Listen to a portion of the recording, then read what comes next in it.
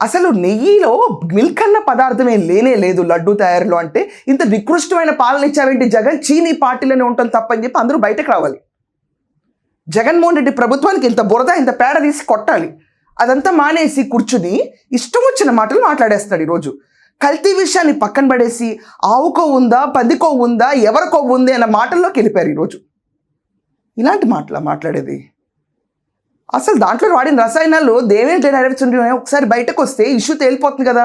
ఇదంతా కాకుండా అసలు లడ్డూల పాలు అనేది ఎందుకు లేదు, ఆ మాట గురించి ఎందుకు ఎవరు ప్రస్తావించరు?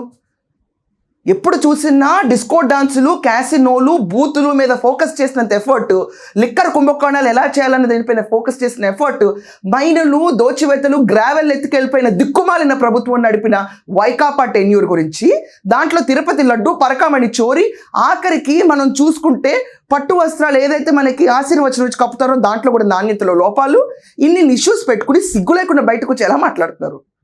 ఈరోజు ఎవరైతే తిరుపతి లడ్డు గురించి ఏం జరగలేదని చెప్తారంటే మీకు కళ్ళున్నాయా, అసలు చెవులున్నాయా, అసలు మీరు మనుషులేనా, మీకు విజ్ఞత ఉందా?